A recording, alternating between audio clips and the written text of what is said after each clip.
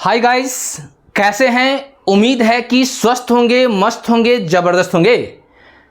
तो आज जो है हम कुछ एक समस्या को लेके आए हैं। जो स्टूडेंट का जो समस्या था, जो प्रॉब्लम था, कुछ बच्चा कमेंट्स कर रहे थे कि सर एनपीओ का एक सवाल है जिस सवाल को थोड़ा आप सॉल्व कर दें।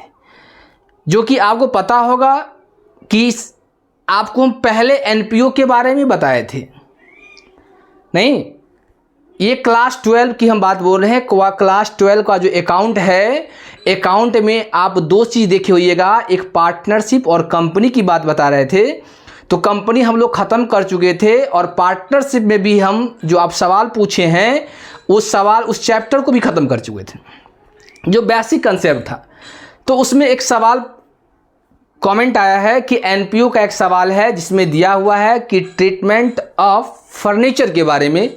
तो ये सवाल जो है ये क्लास 12 का है, एसके सिंह का बुक है। पब्लिकेशन के अगर नाम बताएं तो पब्लिकेशन SBPD पब्लिकेशन है। इसका क्वेश्चन नंबर कितना 19 दिया हुआ है। तो चलिए हम उस सवाल को आज बताने का हम प्रयास करेंगे कि ये सवाल को हम लोग कैसे सॉल्व करेंगे। तो जैसा कि आपको पता होगा कि एनपीओ में हम लोग क्या कर रहे थे कि NPO not for profit organisation की बात करें तो उसमें हम लोग पढ़ रहे थे कि बेसिक कंसेप्ट पढ़े थे। उसमें हम लोग सब्सक्रिप्शन के बात पढ़े, उसमें हम लोग मैच फंड की बात पढ़े, उसमें हम लोग मेडिसिन कंज्यूम की बात पढ़े, उसमें हम लोग कंज्यूमर गुड्स की बात पढ़े, उसमें हम लोग रिसीट पेमेंट की बात को हम लोग देखे हैं और इनकम एक्सपेंडिचर की बात को देखे हैं। समझ, इतना चीज़ उसमें था जो कि हम आपको बेसिक चीज़ पढ़ाने का प्रयास किए थे और आप लोग भी इसको देखे थे।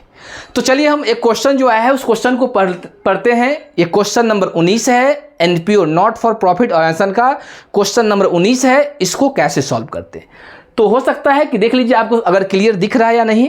कहता है अकाउंटिंग ट्रीटमेंट ऑफ फर्नीचर, मतलब फर्नीचर का जो है किस तरह से ट्रीटमेंट किया जाएगा उसके बारे में दिया हुआ है।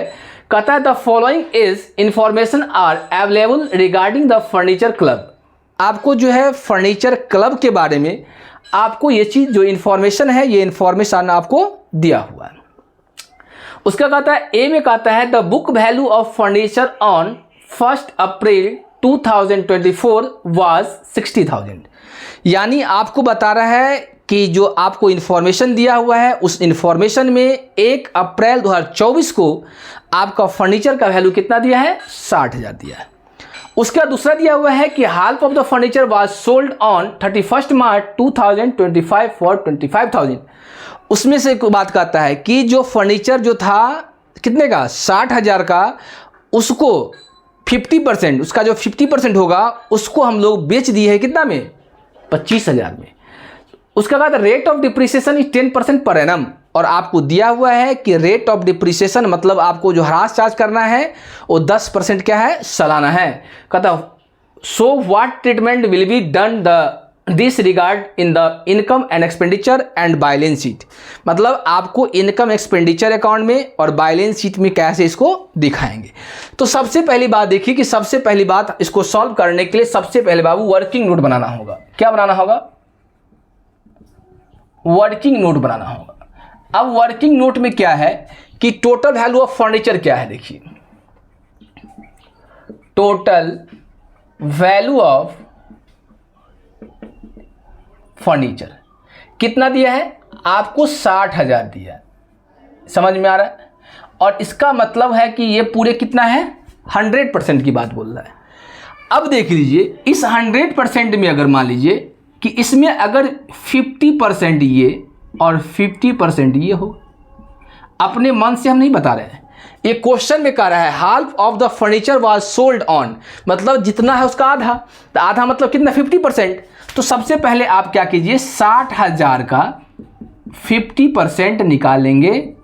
तो जैसा कि आप देखते हैं कितना 6 पंचे 30 यानी कि 30,000 होगा। और इसका भी अगर निकालेंगे तो इसका भी हम निकालते हैं। तो 60,000 का अगर 50% निकाले तो कितना आएगा, इसका भी 60,000 आएगा, सॉरी 30,000 आएगा। 60,000 तो है ही, 30,000 कोई दिक्कत। अब देख लीजिए कि अगर मान लीजिए कि जो 60,000 का फर्नीचर था उस फर्नीचर को 50% अकॉर्डिंग टू क्वेश्चन के अनुसार जो बताया है कि अगर आधा आधा सॉल्व मतलब बांट देंगे और उसके बाद एक को बेचेंगे, आधा को बेचेंगे, तो दोनों का वैल्यू कितना आया? 30,000 आया। कोई दिक्कत?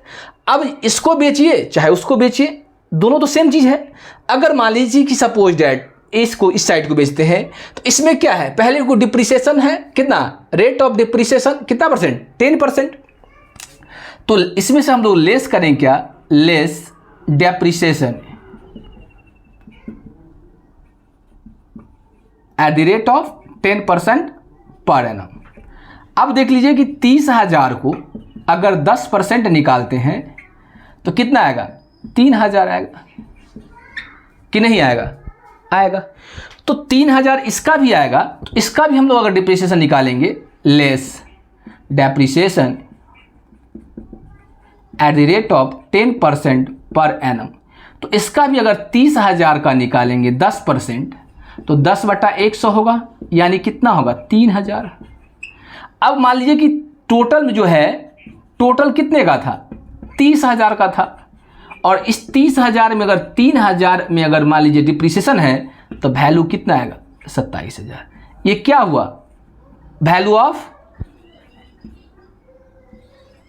Of furniture. क्योंकि ये जो है मशीन क्या है? अभी भी आपके पास सही सलामत है। अब इसका बात बोल रहे हैं, जब इसको मान लीजिए कि 30,000 का जो डिप्रिसिएशन था, इसमें से 30,000 का जो संपत्ति था उसमें से अगर डिप्रिसिएशन लेस करते हैं तो ये कितना आता है? 27 से आता है। नहीं, अब 27 से इसका वैल्यू हो गया टोटल वैल्यू ऑफ फर्नीचर। अब इसको क्या किए हैं? सेल्स किए हैं। कितने में? 25,000 में बेच दिए। अब 25,000 में बेचिएगा तो 2,000 बताइए प्रॉफिट होगा कि लॉस होगा? तो 27,000 का सामान को अगर 25,000 बेचते हैं तो 2,000 में लॉस होगा, तो हम लोग लिख सकते हैं loss on sales of furniture. कितना? ये 2,000। यहां तक की ही कोई समस्या है समझने में तो बताइए, नहीं तो हम लोग फिर इसका जो है आगे की बात बोलेंगे। यहां तक किसी को समझ में दिक्कत है तो बताइए।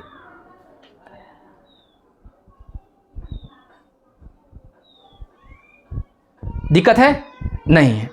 अब मान लीजिए इस तो हम वर्किंग नोट करके देखें कि वर्किंग नोट करने से क्या हुआ कि हमको ये पता चला कि 60,000 को संपत्ति है। इस 60,000 को हम लोग क्या किए?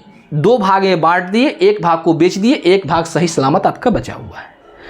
अब इसको कह रहा है क्या आपको कि इनकम एंड एक्सपेंडिचर अकाउंट और बैलेंस शीट में दिखाने के लिए कह रहा है। तो अगर इनकम एक्सपेंडिचर की बात कहेगा तो हम लोग बनाएंगे इनकम एंड एक्सपेंडिचर अकाउंट। मान लीजिए ये है, तो इनकम एक्सपेंडिचर की बात कहेंगे तो जैसा कि आप अगर पीछे बनाए होंगे सवाल, तो इनकम एक्सपेंडिचर हम लोग कैसे बनाते हैं तो पता होगा आपको। यहां क्या होता है? एक्सपेंडिचर,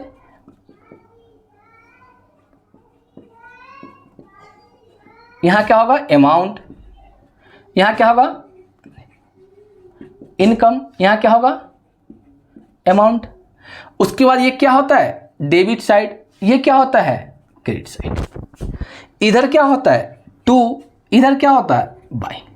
अगर दिखाने की बात बोल रहा है, मान लीजिए सिर्फ दिखाना है आपको, टोटल करने मतलब नहीं है, तो खर्चा में क्या सब है? एक तो आपको खर्चा यहां निकला कि लॉस लग गया आपको, तो यहां लिख सकते हैं by to loss on sales of furniture. कितना? 2,000। नहीं, अब उसके बाद देखिए डिप्रिसिएशन चार्ज के हैं, ये भी आपका डिप्रिसिएशन का अमाउंट है और ये भी आपका डिप्रिसिएशन का अमाउंट है, तो ये भी खर्चा ही है। तो यहां लिखेंगे टू डिप्रिसिएशन। कितना? 3,000 प्लस कितना? 3,000, तो टोटल कितना आएगा? 6,000। ये सिर्फ हम दिखाने की बात कहेंगे तो यहां पे आएगा 6,000। समझ गए? आप इसको क्या कर सकते हैं? टोटल भी कर सकते हैं, कोई दिक्कत नहीं है। अब जो है इनकम एक्सपेंडिचर में खर्चा दिखा दिए। अगर आपको बोले कि बैलेंस शीट में बताइए कि बैलेंस शीट में इसका क्या स्थिति है, तो हम लोग क्या करेंगे? बैलेंस शीट बनाएंगे। तो बैलेंस शीट बनाएंगे तो balance sheet of as on, किसी का नाम तो नहीं दिया है, फर्नीचर क्लब, किसका बनाना है, फर्नीचर क्लब। डेट क्या है, 31 मार्च 2025। तो आप बैलेंस शीट अगर पढ़े होइएगा तो बैलेंस शीट में भी हम लोग क्या करते हैं, देखिए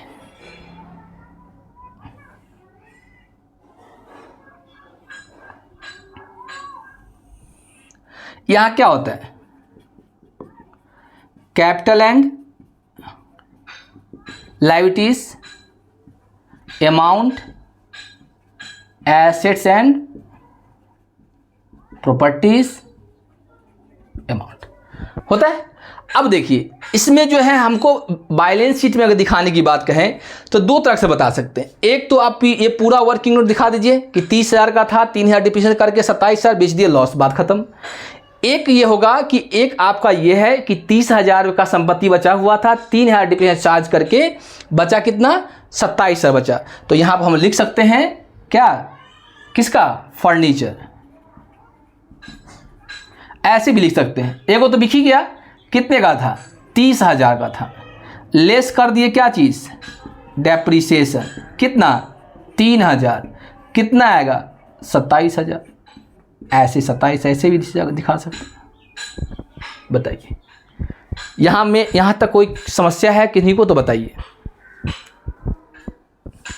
बोलिए, यहाँ तक किन्हीं को समस्या है, कुछ समस्या है, लग रहा है कि आपको नहीं समस्या है तो बोलिए, कोई समस्या है, नहीं। तो अगर कोई समस्या अगर नहीं है तो आप सवाल को देख लीजिए, स्क्रीनशॉट आपको लेना है तो आप ले सकते हैं, नहीं तो कोई दिक्कत नहीं है। ऐसे अगर आपका कोई कमेंट आए, लगे हमको नहीं कि ज़रूरी है बताना, तो आपके कमेंट को हम ज़रूर बताने का प्रयास करेंगे। तो आज जो हम लोग क्लास को यहीं पे एंड करते हैं, हम लोग अगले दिन जो है जो हम चैप्टर पढ़ा रहे थे, नहीं वो शायद हम जो फंडामेंटल पढ़ा रहे थे वो सब ख़त्म हो गया था। अब हम लोग अगले चैप्टर को लेके आएंगे, तब तक आप लोग हमेशा जो है रिवीजन करते रहिए। नहीं तो आज को हम लोग यहीं पे एंड करते हैं। किन्हीं को कन्फ्यूजन नहीं है तो आज क्लास हम यहीं पे एंड करेंगे। जो इस चैनल पे नए हैं वो क्या करें, इस चैनल को सब्सक्राइब करें और एक दूसरे के साथ शेयर करें। तो आज क्लास हम यहीं पे एंड करते हैं। जय हिंद, जय भारत।